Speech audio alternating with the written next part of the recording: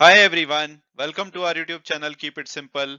आज के वीडियो में हम बात करेंगे रिलायंस रिटेल की, जिन्होंने अपना फर्स्ट इन हाउस जो प्रीमियम फैशन स्टोर है एजॉर्टे के नाम से, इसको बेंगलोर में आज यानी कि 29 सितंबर को ओपन किया है। इसके अलावा जो फ्यूचर ग्रुप के सेंट्रल स्टोर थे, ये उसको अपने ब्रांड सेंट्रो में कन्वर्ट करेंगे। तो आज के वीडियो में हम इस टॉपिक को डिटेल में डिस्कस करेंगे और ये भी बात करेंगे कि क्या करंट प्राइस पे आपको रिलायंस इंडस्ट्रीज का शेयर लेना चाहिए या नहीं। और आगे बढ़ने से पहले अगर आपने अभी तक चैनल को सब्सक्राइब नहीं किया है तो प्लीज सब्सक्राइब करके हमें मोटिवेट कीजिए। तो सबसे पहले अगर बात की जाए कि भाई रिलायंस रिटेल करती क्या है, तो ये भारत की लार्जेस्ट ऑर्गेनाइज्ड रिटेलर है, चाहे वो रेवेन्यू के टर्म्स में हो या स्टोर नेटवर्क के मामले में। इनके लगभग 15,866 स्टोर थे 30 जून 2022 को। और रिलायंस इंडस्ट्रीज के रेवेन्यू में इनका कंट्रीब्यूशन 22% का रहता है। अगर कोर रिटेल कैटेगरी की बात की जाए तो ग्रोसरी, कंज्यूमर इलेक्ट्रॉनिक और फैशन सेगमेंट में है। और नॉन कोर रिटेल कैटेगरी में जियो सर्विसेज के मास्टर डिस्ट्रीब्यूटर हैं, चाहे वो रिचार्ज हो या कस्टमर एक्विजिशन। इसके अलावा इनके जियो बीपी के नाम से रिटेल पेट्रोल पंप भी आते हैं। ये ब्रांड्स आप डेफिनेटली जानते होंगे, यहां से कभी ना कभी आपने कोई प्रोडक्ट लिया होगा। और अगर रिलायंस इंडस्ट्रीज के फर्स्ट क्वार्टर के फाइनेंशियल्स को देखें, तो रिटेल का जो रेवेन्यू था फर्स्ट क्वार्टर में वो 58,569 करोड़ था। 22% ये ओवरऑल इनके रेवेन्यू में कंट्रीब्यूट करते हैं रिलायंस इंडस्ट्री के। और एबिटा यानी कि earning before interest, tax, depreciation और अमोर्टाइजेशन जो होता है, वहां पे इनका कंट्रीब्यूशन 10% होता है। और अब अगर बात की जाए लेटेस्ट डेवलपमेंट की, तो रिलायंस रिटेल ने अपना first in house premium fashion और लाइफस्टाइल जो स्टोर है एजॉर्टे के नाम से आज यानी कि 29 सितंबर को लॉन्च किया है। इन्होंने अपना पहला स्टोर बेंगलोर के 1 MG लाइडो जो मॉल है, वहां पे ओपन किया है, जो कि 18,000 स्क्वायर फीट में फैला हुआ है।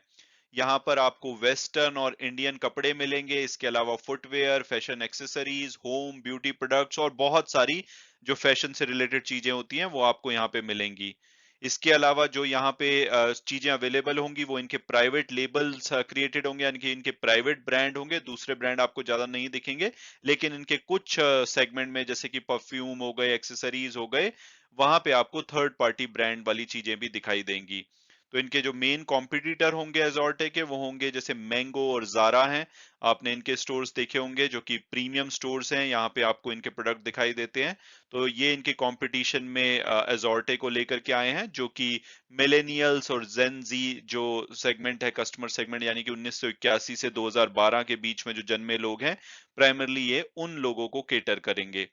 इसके अलावा इनका प्लान है कि आने वाले 9 महीने में ये 40 और अजॉर्टे के स्टोर खोलेंगे। ये स्टोर्स 12 डिफरेंट सिटीज में खोले जाएंगे।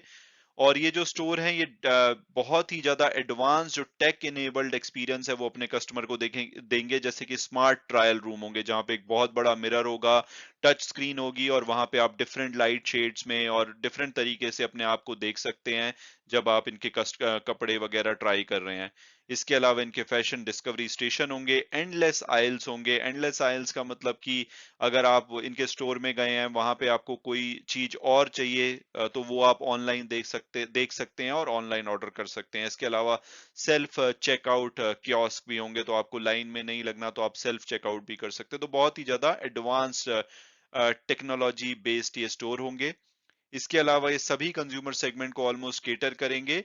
जो इनकी अपने ओन ब्रांड्स की जो फैशन लाइन है उसको खरीदना चाहते हैं, या कोई को क्रिएटेड फैशन लाइन है, तो दोनों इसमें अवेलेबल होंगी।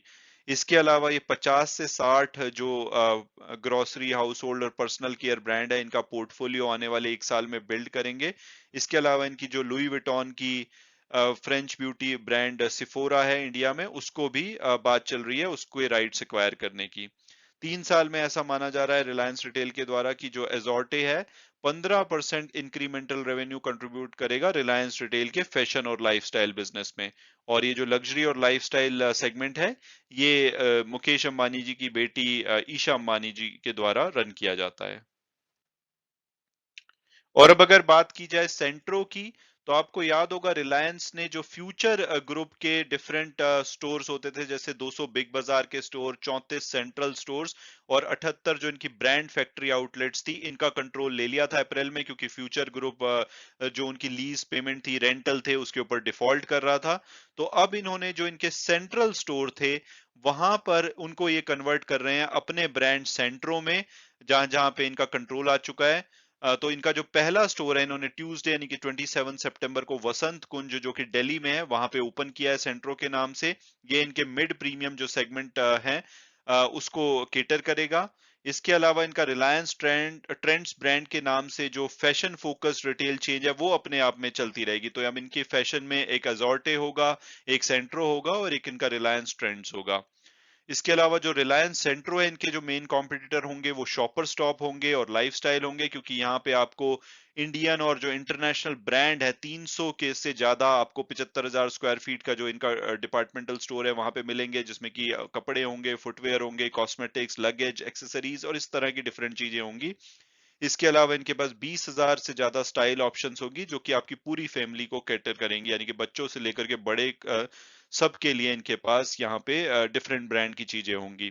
और आने वाले टाइम में, अभी तो ये जैसे सेंट्रल स्टोर को कन्वर्ट कर रहे हैं, आने वाले टाइम में ग्रीन फील्ड असेट यानी कि बिल्कुल फ्रेश असेट को भी एक्वायर करने के मूड में है अपने एक्सपेंशन के लिए।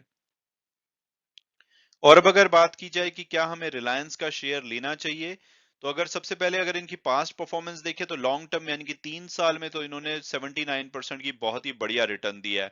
हालांकि कंपनी डिविडेंड अच्छा पे नहीं करती, इनकी डिविडेंड यील्ड 0.33%, तो मेनली इनकी कैपिटल एप्रिसिएशन ही होती है।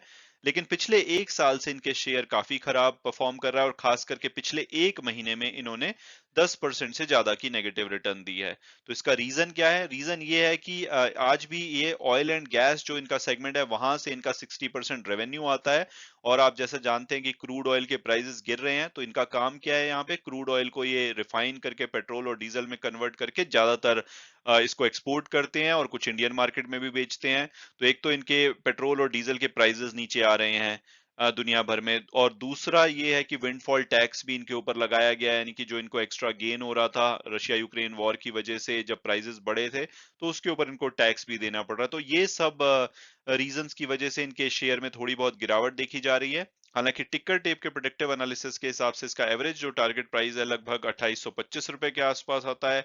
हायर साइड पे 3180 और लोअर साइड पे 1975। तो उसके हिसाब से जो आज की क्लोजिंग हुई है 2325, वो इनके एवरेज जो टारगेट प्राइस से काफी नीचे है, तो वैल्यूएशन डेफिनेटली अट्रैक्टिव है। फंडामेंटल की बात की जाए तो भारत की लार्जेस्ट कंपनी है, मार्केट कैपिटलाइजेशन के हिसाब से 15,73,000 करोड़ से भी ज्यादा का मार्केट कैपिटलाइजेशन है। पीईपीबी रेशो इनकी ठीक ठाक है, कंपेरेबल नहीं है, क्योंकि इनके जैसे अगर ओएनजीसी से आप कंपेयर करेंगे तो ओएनजीसी सिर्फ जो ऑयल बिजनेस में है, लेकिन ये इसके अलावा रिटेल, जियो, रिन्यूएबल एनर्जी सभी बिजनेसेस में। और अगर आप इनके बिजनेसेस को इंडिविजुअली देखेंगे, जियो टेलीकम्युनिकेशन में नंबर 1 कंपनी, 5G में हैवी इन्वेस्टमेंट ये करने वाले हैं। इसके अलावा आप रिटेल को देखेंगे तो इनकी जो इन्होंने पिछले कई सालों में इतने सारे ब्रांड एक्वायर किए, इतनी बड़ी इन्वेस्टमेंट करी है, लार्जेस्ट ऑर्गेनाइज्ड रिटेलर है, वहां पे भी ये टॉप प्लेयर। ये ऑयल एंड गैस में तो डेफिनेटली ये बहुत ही आगे हैं, रिफाइनिंग में one of the top player है। तो वहां पे ये अच्छा कर रहे हैं, और आने वाले टाइम में ये बहुत ही ज्यादा बड़ी इन्वेस्टमेंट करने वाले हैं रिन्यूएबल एनर्जी स्कोप सेगमेंट में। और ये आप जानते ही हैं कि सारा इंडिया का फोकस इसी के ऊपर होने वाला है, तो अगले 10 साल में इस सेगमेंट से भी ये काफी अच्छी रिटर्न जनरेट कर सकते हैं। तो मुझे तो ये शेयर काफी अच्छा लगता है। हालांकि लॉन्ग टर्म के लिए बेट होना चाहिए, शॉर्ट टर्म में थोड़ी बहुत वॉलेटिलिटी दिखाएगा, लेकिन अगर आप इसको करंट प्राइस पे लेते हैं तो लॉन्ग टर्म में आपको अच्छी रिटर्न दे सकता है। हालांकि वीडियो क्लोज करने से पहले मैं हमेशा की तरह डिस्क्लेमर दूंगा कि जो भी व्यूज हैं वो मेरे पर्सनल हैं। अगर आप किसी भी शेयर में इन्वेस्ट करना चाहते हैं तो अपनी फर्दर रिसर्च के बेसिस पे ही कीजिए। Thanks so much for watching the video and God bless you all.